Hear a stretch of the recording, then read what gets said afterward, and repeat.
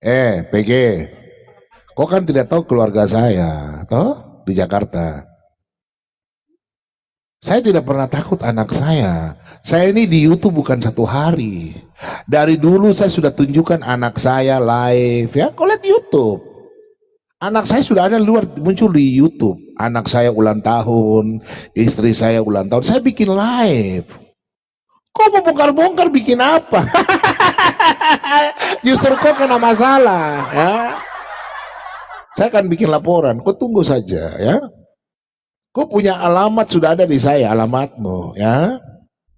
Saya nggak usah sebut kau dari pastori mana, ya. Kau dari gereja saya tahu, ya. Jadi kau nggak usah bicara-bicara banyak, PG. PG. Foto kan, jelas kan? PG, kau makanya jadi laki-laki jujur. Istri saya cantik seperti artis. Anak saya foto baru, kau belum lihat. Anak saya itu mirip-mirip Korea Cina, ya, orang Korea. Kalau ku kasih rules stiker dengan kesopanan, itu cuma aku memperlambat kau mati aja, Bom, sebetulnya. Ku menanamkan rasa sakit hati kau sampai di puncak ubun-ubun, sampai biji peler lu 2 sedut-sedut. Kalau kau pasti akan berpikir waras, Bom. Apa salah anakku, PG? Kau kayak begini, PG. Kalau aku sakit hati sama kau, PG, mulut kau kasar, PG. Tahu nggak sih, kenapa banyak orang disarankan minum madu saat sahur dan berbuka? Karena madu bukan cuma manis, tapi juga jadi bahan bakar alami tubuh saat puasa. Organ pertama yang terbantu adalah lambung. Madu melapisi dinding lambung, bikin perut lebih tenang dan gak kaget setelah kosong seharian. Kedua, hati. Madu membantu proses detoks dan mengubah gula alami jadi energi stabil. Ketiga, otak. Glukosa alami dari madu bikin fokus lebih awet, gak gampang lemes saat puasa. Keempat, jantung dan darah. Madu bantu menjaga aliran energi supaya tubuh gak drop mendadak. Makanya, sahur dan berbuka pakai madu bukan cuma manis, tapi bikin puasa lebih kuat, stabil, dan nyaman. Educlay juga kasih solusinya di keranjang kuning. Tinggal cek madu asli sudah terverifikasi supaya puasanya lebih stabil dan sehat. Follow Educlay untuk fakta menarik tiap hari. Jam 8 itu paling santer, jam 9 saya sudah bangun. Betul. Saya buka Komal, tidak ada apologet yang bangun. Atau mereka sibuk. Mungkin mereka butuh ini. Betul. Kayaknya butuh ini. Karena begitu saya buka Komal pagi-pagi, saya cari mana ini Komal. Ya sering, sekarang ini kok nggak ada yang buka. Oh, siap bang, siap bang. Tadi pagi, kemarin begitu terus. Jadi gimana mau dakwah kita ini bagus? Sementara saya mau solo, jaringan nggak bagus. Gitu. Kita kalah sama Pak Bom. Nggak ada yang seperti Pak Bom. Bisa 12 jam, 13 jam sendirian. Iya, betul. Jadi ya teman-teman apologet, dan bukan juga hanya apologet, Dinda. Siapapun, netizen kan juga ikut begadang. Mereka juga ikut tepuk tangan, mereka juga ikut ribut, tertawa. Maka ini, mereka butuh ini. Suplai nutrisi untuk menjaga kesehatan. Ini ada mau madu dan murah. Saya agaknya kaget. Berapa harganya? 40.000. 40.000. Sebanyak ini, Masya Allah. Allahu Akbar. Kenapa murah, teman-teman? Karena beliau langsung connect dengan sumber, dengan penghasil madunya. Bukan melalui banyak tangga-tangga, tapi langsung di tempatnya. Jadi murah. Jadi teman-teman netizen, silakan pesan madu ini di saudara kita. Di link deskripsi sudah ada juga. Ada di deskripsi ya, sehingga ya kita nonton itu bisa kuat. Percuma juga untuk nanti tidak masuk juga ilmunya kalau gitu. Assalamualaikum warahmatullahi wabarakatuh. Berjumpa lagi dengan HMC News, channel Portal Berita yang menyajikan informasi seputar dunia debat lintas agama secara tepat, cepat, akurat, dan terpercaya. Perseteruan para polikardus, teman-teman, semakin panas ya. Selain ada Yuli yang sedang melaporkan atau sedang dilaporkan juga oleh Oki ya, saling lapor-melapor, ada lagi perseteruan yang gak kalah seru, teman-teman. Yang baru-baru ini semakin mencuat, semakin panas, yaitu antara PG dan juga Pak Bom. Jadi masing-masing ada lawannya, teman-teman. Masing-masing. Jadi kalau kita bicara Robert Lele, itu menghadapi Sofiatul, Yuli dia menghadapi yang namanya Oki. Terus ada Rekda Marbun yang menghadapi Paul Jang. Nah, baru yang header-header lain yang menghadapi anti-edis lainnya. Tapi yang nggak kalah seru ya, yang paling seru malah saya bilang, ini adalah perseteruan antara PG dengan Pak Bom karena ini melibatkan keluarga. Selain melibatkan keluarga, ada ancaman. Ada ancaman yang nyata kepada anggota keluarga. Dalam hal ini anak Pak Bom. Jadi kemarin ya, saya sudah tampilkan di channel HMC Diskusi Lintas Iman. Bagi yang belum nonton silakan ditonton di HMC Diskusi Lintas Iman. Di mana di situ saya tampilkan ancaman dari PG. Pernyataan-pernyataan dari PG yang mengklaim sudah mengantongi data tempat tinggal anak Pak Bom yang kuliah di Jakarta. Dia bilang punya data-datanya, punya foto-foto dan sebagainya lah. Dan menurut Pak Bom itu adalah foto yang diambil dari Facebook anaknya. Terus kita tahu anaknya sekarang sedang bersekolah di atau kampus ya, sedang kuliah di Trisakti Jakarta. Dan ini membuat Pak Bom agak cemas teman-teman. Karena ancamannya kepada anaknya yang nggak bisa dia lindungi sekarang. Karena kalau mau dilindungi Pak Bomnya di Manokwari, anaknya di Jakarta, gimana? Kan nggak mungkin anaknya disuruh udah pulang aja ke Manokwari. Gimana kuliahnya? Tanggung teman-teman. Masa udah kuliah, terus drop out gara-gara bapaknya takut, anaknya kenapa-kenapa? Atau Pak Bom disuruh pindah Jakarta, nggak bisa hidup. Karena kalau Pak Bom tinggal di Jakarta, dia mau tinggal di mana? Mau kasih dia kosan, nggak muat kosnya. Betul nggak? Terus apa yang bisa dilakukan Pak Bom di Jakarta juga? Halo? Mending di Manokwari. Rumah sendiri. Makan banyak dikirimin oleh orang-orang. Betul tidak? Belum lagi istrinya juga harus ngurusin salon, teman-teman. Ada salon yang harus diurusin. Nah, ini membuat Pak Bom dilema nih. Dilema, teman-teman. Karena keluarga yang dibawa-bawa. Keluarga ini bikin pusing lah. Dan saya sudah pernah merasakannya, teman-teman. Bayangkan ya. Saya yang bermasalah dengan Walabu, kita yang ribut, mama saya dibawa-bawa. Alhamdulillah setelah saya pindah ke Jakarta, mereka nggak datangi lagi rumah mama saya. Kalau nggak tenang gitu. Kan kurang ajar sekali. Orang tua dibawa-bawa. Nah, ini anak dibawa-bawa. Ini membuktikan ya, apa yang disampaikan Rab Jono, salah satu apologet Kristen itu benar. Bahwa memang Polikarpus ini brutal. Bangsat sekali teman-teman. Keluarga pun dibawa-bawa. Dibawa-bawa, bayangkan teman-teman. Muslim semarah-marahnya dengan penghujat Islam ini, nggak pernah keluarga mereka kita sangkut pautkan.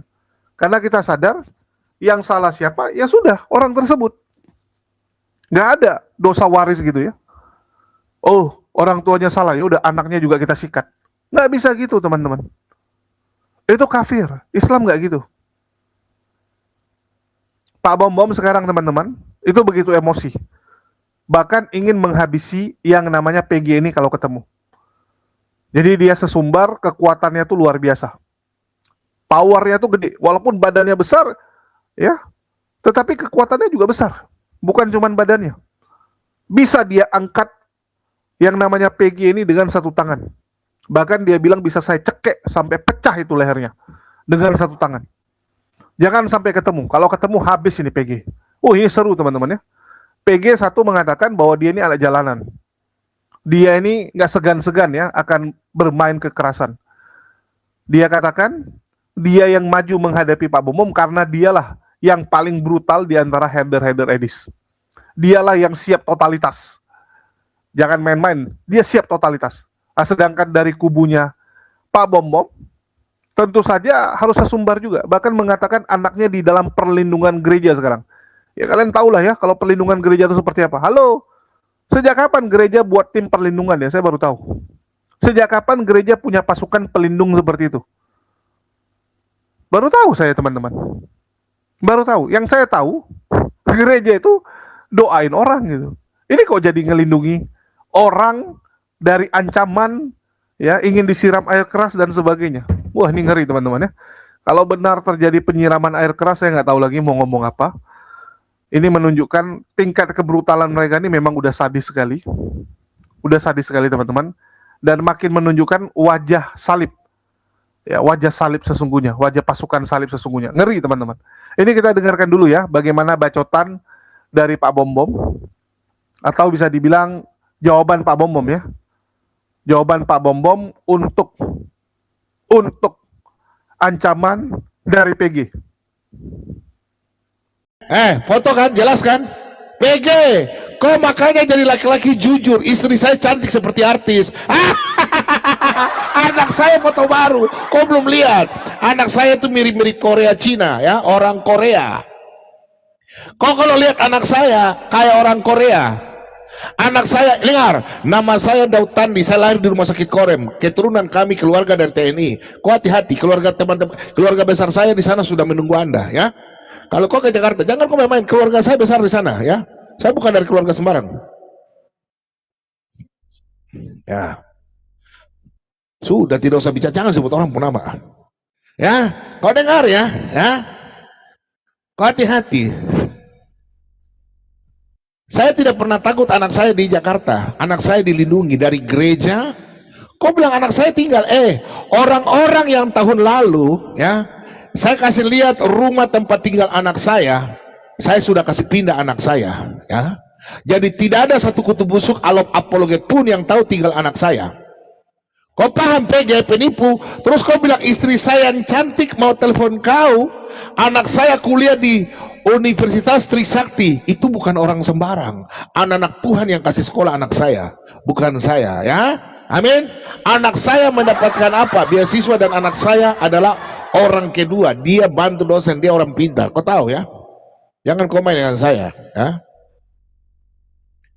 Jadi kau dengar, kau bilang saya punya anak bodoh, kau mau tunjukkan Facebook, itu Facebook, kau mau bongkar-bongkar, sebelum kau bongkar saya tidak ada masalah itu ya.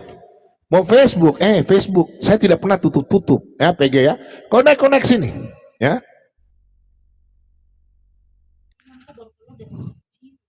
Kau keluar masuk ke jiwa. Kau mau bongkar saya punya anak untuk apa? Saya ada berbuat kesalahan sama siapa? Emangnya saya ini boronan? Kau mau lapor saya untuk apa? Oh, ini Bom punya anak. Dalam arti memang anak gua artis ya, istri saya saja artis. Kau dapat istri cantik, siapa istri mana? Yuli. Kalau di Manado nyanda pakai. Nyanda pakai di Manado. Ngana sudah lihat kita punya istri? Nyanda pakai filter. Ini Bom punya wajah begini sudah. Ini Bom ini Kalau lihat kita punya istri toh, nyanda cuma begitu-begitu saja pakai baju kaos santai. Apalagi anak saya. Anak saya itu wajahnya mirip-mirip orang Korea. Ya, jadi gitu ya. Jangan kau pikir bahwa anak saya itu apa ya. Jadi kalau kau mau tampilkan, sorry, kau mau tampilkan apa tentang anak saya? Ya, biadab. Kalau kau berani kau ketemu saya, biar hamba Tuhan ya. Saya putar kau kepala seperti papeda. Saya kasih kau makan papeda banyak-banyak itu ya. Aneh-aneh aja kau. Kumpulan bergaul, orang-orang justru semakin benci kalian ya. Mau tampilkan saya puan dalam hal apa? Emangnya saya bapaknya narapidana? Goblok, bilang saya ada telepon, aduh istrinya Bom itu lagi mohon-mohon. Sejak kapan saya punya istri telepon kau ya? Woi PG, woi herder binatang. Sejak kapan? Biar saya lading, saya tidak emosi, tapi kau bikin malu, aku malu pada semut merah. Ini aja lu. Jangan, Mbak. Mogi. Ya nanti saya mau bongkar kecil ini, Mbak. Terus aku uji. PG, kau kan tidak tahu keluarga saya, toh di Jakarta. Saya tidak pernah takut anak saya. Saya ini di YouTube bukan 1 hari. Dari dulu saya sudah tunjukkan anak saya live, ya. Kau lihat YouTube. Anak saya sudah ada luar muncul di YouTube. Anak saya ulang tahun, istri saya ulang tahun. Saya bikin live. Kau mau bongkar-bongkar bikin apa? Justru kau kena masalah, ya. Saya akan bikin laporan. Kau tunggu saja, ya. Kau punya alamat sudah ada di saya, alamatmu, ya. Saya nggak usah sebut kau dari pastori mana, ya. Kau dari gereja saya tahu, ya. Jadi kau nggak usah bicara-bicara banyak, PG, PG.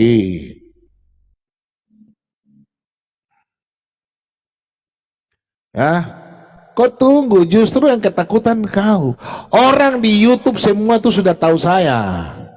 Anak saya ulang tahun, istri saya ulang tahun, saya pamerkan. Terus kau bilang anak saya sekolah di Trisakti. Oh, luar biasa, memang anak saya sekolah di tempat sekolah yang mantap. Itu fakultas luar biasa, bukan seperti Yuli. Kuliahnya di mana? Hah?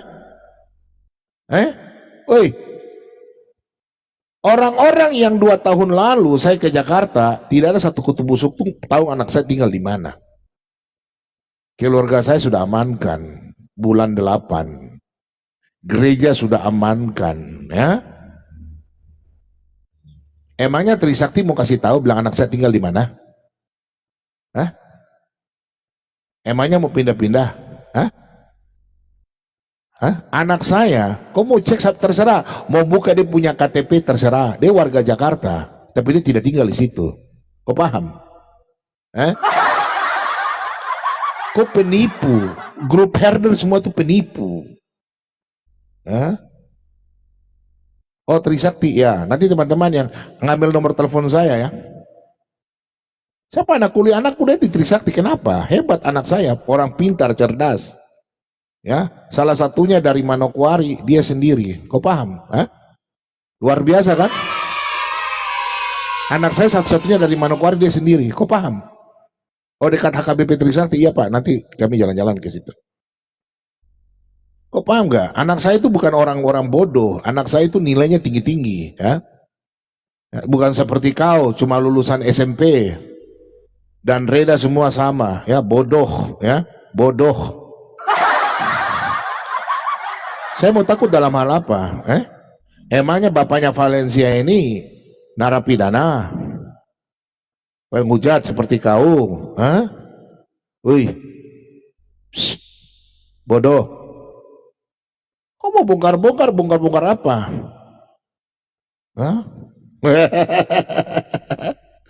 Kasihan. Nggak ada bahan yang lain kah? Nanti saya akan bongkar. Kau bilang saya punya istri, telepon kau. Nomor istri saya berapa? Nomor istri saya berapa? PG, penusta. Kalau kau dikit-dikit gigit saya kasih makan kau ini banyak-banyak. Kau belum tahu saya penakal jadi. Aduh, kasihan. Ini oten-oten percaya dengan grup penipu. Kalian percaya? Dengan grup-grup penipu begini? Oh Tuhan, izinkan PG untuk bertobat yang tinggal di Liwa, Lampung Barat. Tinggalnya di Lampung. Gerejanya saya tidak yakin. Dia gereja memang, tapi dia nggak pernah gereja kayaknya orang ini nih. Ya, dia bergereja, betul dia bergereja. Tapi pertanyaannya, dia gereja di gereja mana? Teman-teman, dia gereja di gereja Santo Theodorus, ya, di Lampung, Santo Theodorus, ya. Dia terdaftar di gereja Santo Theodorus, ya, PG ya. Ya, dengar ya, orang-orang yang ketemu saya di Jakarta tidak satupun yang tahu saya punya anak dari bulan 8 tinggal sampai sekarang. Anak saya sudah pindah, ya, dijaga ketat. Kau mau macam-macam, ya. Kau mau bikin apa dengan saya punya anak? Kau belum tahu, ya. Jadi tidak usahlah kau bicara, ya. Ya, paham ya? Kau kan jemaat Theodorus Santo, Gereja Santo Theodorus di Lampung Barat. Alamatmu, itu kau gereja di situ. Tapi saya yakin kau nggak berani, kau nggak pernah gereja, yakin, ya. Kau bilang kau telepon istri saya. Siapa istri saya? Siapa yang telepon kau? On. Yang mau naik silakan. Yang mau bergabung, yang mau bertanya silakan. Diskusi dengan Anda sangat disayangkan ya. Saya tunjukkan ayat-ayat Alkitab kabur ya. Dan tadi itu jawabannya ya dari Rasul. Dia mengatakan Rasul Paulus itu adalah nabi, bukan ya. Rasul Paulus adalah rasul dan dia mempunyai hikmat kenabian. Maksudnya hikmat kenabian itu begini. Nabi berbicara langsung dengan Sang Pencipta ya. Amos 3 ayat 7 ya. Amos 3 ayat 7, Hosea 12 ayat yang ke-11 dan Bilangan 12 ayat yang ke-6. Oke, itu nabi harus Allah berbicara langsung kepada nabi, ya. Dan tadi Nandar itu sudah kalah telat ya. Kalau mau lanjut sudah dia nggak usah jawab ya. Itulah Zuma saja mewek-mewek menangis dengan saya ya masalah itu. Jadi sudah selesai dia. Lari bicara Paulus, dia lari ke Yesus. Ah, itu sudah salah. Itu debat sudah lari itu. Ya. Tidak ada orang ribut di TikTok, nggak ada. Saya nggak pernah mau marah-marah. Itu orang-orang bodoh saja itu, ya.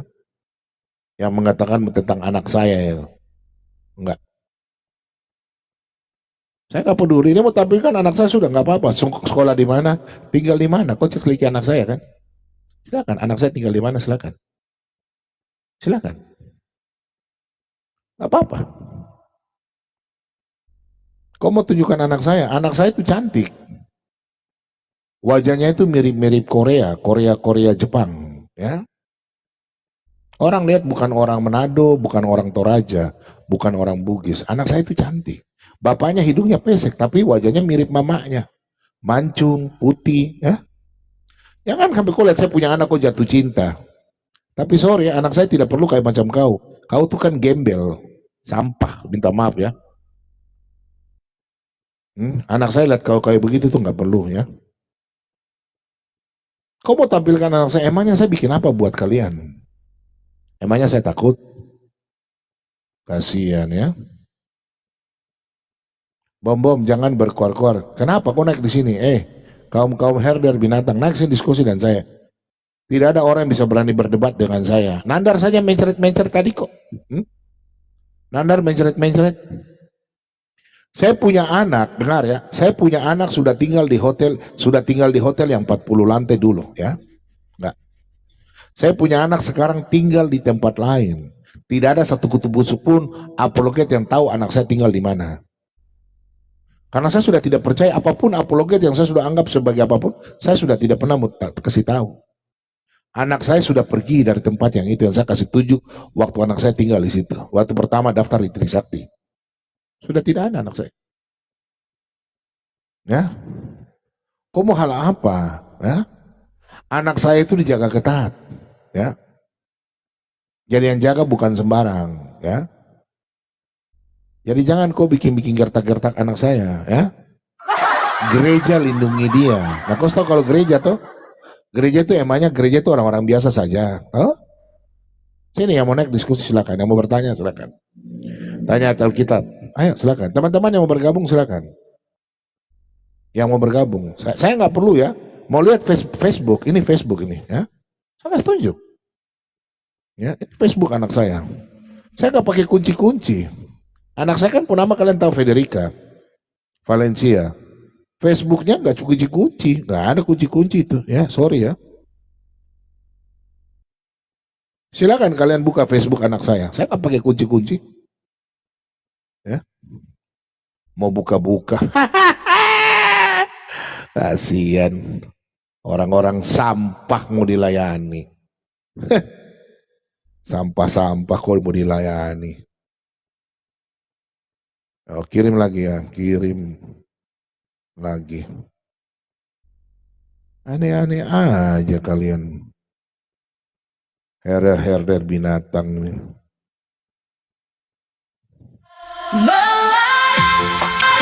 Kamu jadinya karena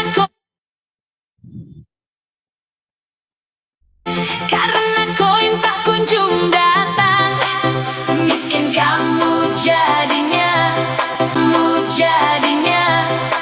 donatur pun menghilang.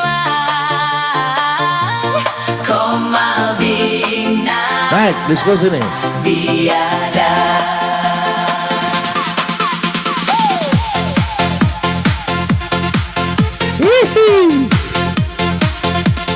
Gembel kamu sekarang karena sudah ditinggal spender. Gak punya muka lagi karena mereka tahu kamu biang kerok. Komal binatang biada. PJ, gembel. PJ. Kurang PJ. nenek-nenek kurang belayan, para jomblo Inilah buronan. tidak laku. PJ, PJ, PJ. Biada. Dasar komal Aduh, binatang biada. Dasar komal binatang biada. Dasar komal binatang PJ bences. komal parah. PJ bences. Hanya bikin rusuh. Komal para gembel, pengangguran tidak jelas. Komal para gembel, kerjanya bikin hoax. Komal para gembel, gak ada isi otak. Naik sini, naik. Gembel, mulut bemo, udah miskin ngaku juragan. Alasan buka kursus bahasa Jerman, ternyata modus penipuan. Prancis dan nenek lampir gak bermutu, anggota dewan tidak ada prestasi. Kalau naik ke komal orang, pasti kesurupan roh binatang. Bintang daun titik lemas, tak berdaya. Suara pun sudah tak enggah-enggah, tapi nafsu tinggi. Dasar pelaku. PG lemah, gemulai boti liar. Siapa suka bayarlah murah gratis. Sah. Boleh asal dapat pulsa gratis. Si putih tua bangka Tarik mas. jual bini buat beli nasi. Duit orang pun disikat, diceraikan. Istri sekarang sinting. Komal para binatang. Komal para binatang. Komal para binatang. Komal para binatang.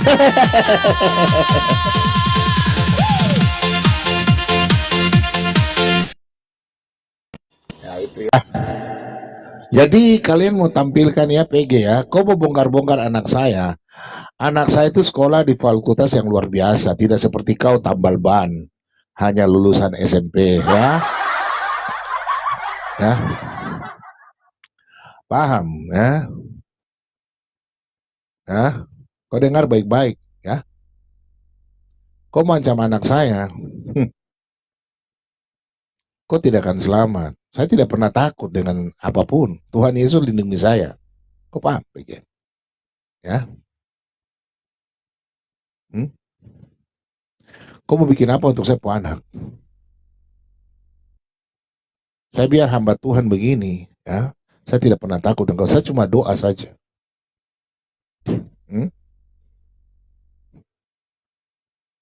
Kau paham? Kau mau gertak-gertak saya? Hmm? Kau kira saya mau jawab kau dengan sesuatu? Enggak, saya cuma dengan doa saja, ya PG ya. Kau punya alamat lengkap, saya sudah tahu. Kau mau lari kemana? Ya, yang saya tangani kau ini bukan orang biasa. Kau paham? Ngapain saya mau bongkar-bongkar di sini? Kau punya alamat semua ini.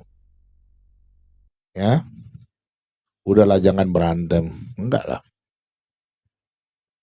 Yang mau naik bertanya silakan. Hasil diskusi saya dengan Nandar. Silakan kalian kasih pendapat ya.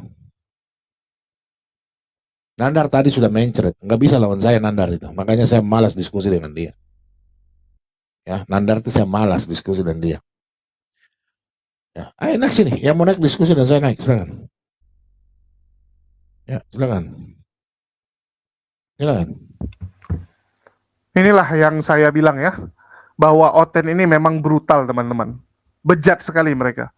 Bayangkan, anak perempuan yang nggak ada sangkut pautnya dengan Pak Bom Bom itu juga dibawa-bawa oleh PG. Kenapa? Karena PG tahu nggak ada lagi yang bisa dia sakiti dari Pak Bom Bom ini. Ibaratnya Pak Bom Bom ini sudah habis ditelanjangi padahal. Sudah telanjangi kan. Dibongkar bahwa dia pendeta gadungan. Dibongkar bahwa penggalangan donasi untuk gerejanya selama ini fiktif. Dan Pak Bom Bom tuh udah ditinggal sama donatur. Udah ditinggal. Udah sampai curhat, bayar listrik pun udah susah dia. Ini sekarang mau lagi dihajar teman-teman. Bayangkan ya. Mau dihajar lagi. Ngeri nggak? Inilah saya bilang kebejatan dari para polikardus ini sadis sekali teman-teman. Tingkat kebejatan moral mereka tuh ngeri sekali. Dan sekali lagi teman-teman ya. Selama ini kita lihat mereka tuh nggak punya kekuatan karena masih minoritas. Tapi kalau nanti mereka mayoritas atau kalian ada di daerah mereka mayoritas, kalian akan rasakan betapa ngerinya ancaman dari mereka. Apalagi kalau dilihat kalian itu mangsa yang empuk. Contoh, saya dianggap Chinese gitu kan. Ah, Chinese nih, gampang ini. Itulah saya jadi sasaran bagi mereka dulu. Kalau Bang Zuma kan mereka mikir juga. Oh, Bang Zuma, ini pribumi. Putra daerah di Sulawesi gitu kan. Banyak kenalan. Ya. Terus juga jago bela diri. Terus juga aktif di organisasi Islam. Ah, jangan. Nah, kalau Julius, oh dia nggak aktif di organisasi Islam. Ya, cuma di medsos gitu. Di dunia nyata nggak. Udah kita hajar gitu kan. Baru mualaf juga nih. Pasti kenalannya nggak seluas Bang Zuma gitu. Itu yang mereka lakukan. Apalagi Medan gitu kan. Wah, Medan mereka merasa udah paling berkuasa lah. Udah merasa paling punya kota Medan itu mereka. Itulah kelakuan Polikardus ini teman-teman. Dan Pak Bom Bom akhirnya merasakan kan. Merasakan bagaimana sadisnya intimidasi Polikardus ini. Dan itu yang kami rasakan selama ini. Orang-orang seperti inilah yang kami hadapi. Kalau udah kalah diskusi, ya, menyerangnya udah yang lain-lain. Nggak bisa selesai diskusi, selesai. Nggak bisa mereka ini teman-teman. Jadi sekali lagi teman-teman, lewat video-video seperti inilah, kita memperkenalkan kelakuan asli Oten-Oten kepada seluruh dunia. Dan saya berharap video-video seperti inilah yang dibantu share, dibantu viralkan. Kirim ke WA teman-teman kalian.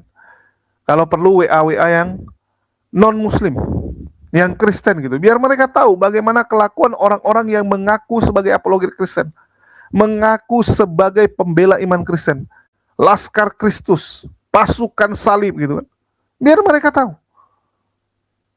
Betapa ngerinya mereka teman-teman. Buat Pak Bom Bom ya bersabarlah. Kalau perlu ingatkan anak Anda. Bukan ingin membuat cemas anak Anda, tapi minimal peringatkan dia supaya lebih berhati-hati. Kalau berhati-hati kan lebih bagus. Sehingga mungkin dia kalau ke kampus, jangan lagi di depan kampus ya. Langsung masuk ke dalam kampus, ke halaman kampus, baru turun dari mobil atau dari kendaraan gitu kan. Jangan jalan di luar kampus, takutnya nanti ada orang-orang asing. Di dalam kampus saja bisa ada penyusup. Betul nggak? Orang bisa dengan bebas gitu. Nyamar jadi Gojek kah dia? Nyamar jadi apa kah dia gitu kan? PG sendiri ini domisilinya di Lampung.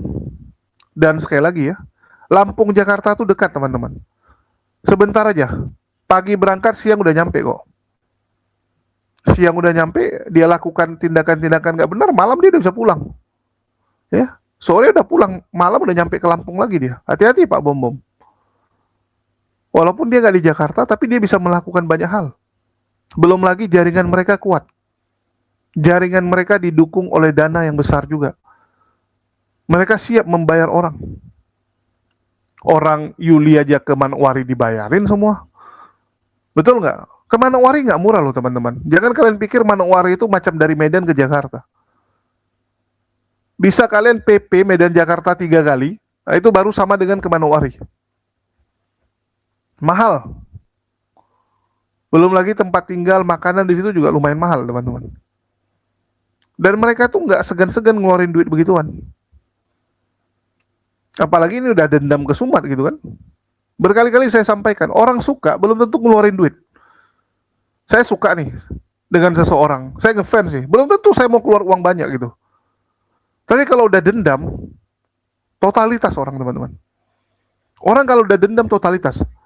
Rudi Iskariot bantuin Rudi Simamora, pelit ya, si Walabu tuh pelit bantu Rudi Simamora, nggak mau keluar uang dari kantongnya sendiri. Tapi karena udah dendam dengan saya, totalitas dia keluarin duit teman-teman. Ya, duit yang dia dapat dari donasi juga sih. Tapi kan dia merasa tuh uang dia ya, donasi untuk dia, jadi itu uang dia. Kalau bantu Rudi Simamora 3 juta, 4 juta pelit. Tapi untuk mencelakai saya, gila teman-teman keluarnya. Totalitas mereka. Karena itu, dendam itu ngeri. Dendam itu ngeri, totalitas orang yang udah punya dendam. Jadi sekali lagi, ya buat Pak Bom Bom, kalau bisa anaknya itu diingatkan, belajar bela diri kalau perlu gitu kan. Atau enggak, bilang sama dia kemana-mana harus ada teman. Biasanya kan ada kawan kos atau apa gitu kan. Nah, bisa tuh barengan terus kemana-mana. Minimal ada saksi dan kalau ada apa-apa ada yang nolongin. Kalau ada apa-apa ada yang nolongin gitu. Dan penyerang itu juga mikir-mikir kan. Mikir-mikir kalau rame gitu. Misalnya dia mau nikam nih. Dilihat ada 4-5 orang. Mikir juga dia. Ya. Jadi buat Pak Bom Bom sabarlah. Ini kan apa yang Anda tabur sedang Anda tuai. Bagaimana Anda dulu menabur kebencian, bahkan Anda pernah mengajak Bang Juma satu sarung gitu kan. Terus Anda sering menghina orang lain. Kamu sapam gitu kan. Sekarang kamu sedang menuai. Bagus sih.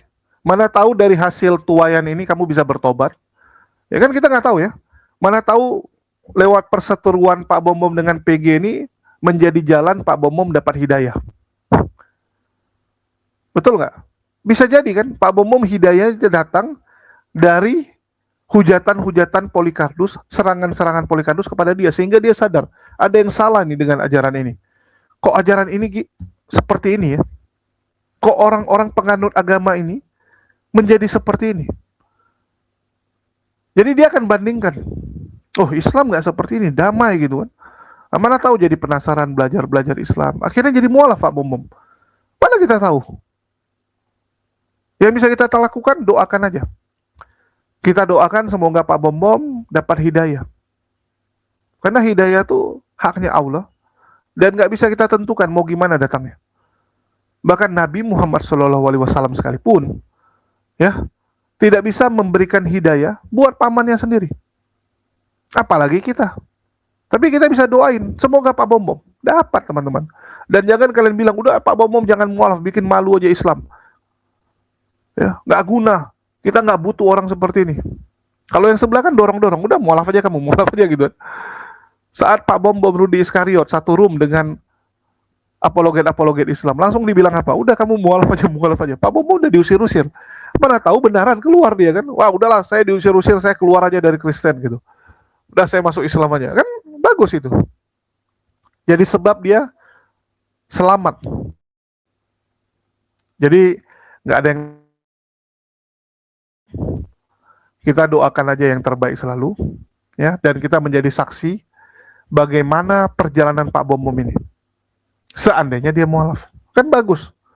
Nggak bisa orang menuduh, wah kamu itu nggak ngerti kekristenan gitu kan. Kamu itu mualaf karena nggak tahu Kristen. Lah, dia selama ini menantang orang Kristen, diskusi ayat by ayat, ya tutup mata. Karena dia merasa dia yang paling hafal Bible. Oke? Itu klaim dia, dan sampai detik ini belum ada orang Kristen yang berani berdebat kekristenan dengan Pak Bom. Even Edis sekalipun. Karena Edis tahu dia nggak ngerti Kristen. Sofia Tul sekalipun ya, Pak Bom sampai nantang 3 orang kan. Edis bawa 2 orang lagi gitu, 3 lawan 1. Siapa yang lebih hafal Bible? Siapa yang lebih pakar? Jadi kalau Pak Bom mualaf kan mereka nggak bisa ngeklaim itu. Biar mereka tahu. Dan itu akan menyebabkan banyak orang lain akan ikut bertobat juga. Itulah saya bilang luar biasanya perjuangan-perjuangan ini. Ya. Dan saya nantikan hal itu terjadi. Oke? Mungkin itu aja. Makasih nih buat teman-teman semua yang udah nyimak. Dan sekali lagi teman-teman, supaya tambah seru nontonnya, jangan lupa ya, beli Maudi Madu. Dan link pembelian madu kita sudah saya taruh di deskripsi. Langsung aja di check out, atau bisa melalui nomor WA juga kalau yang nggak biasa belanja online, nggak ngerti belanja online.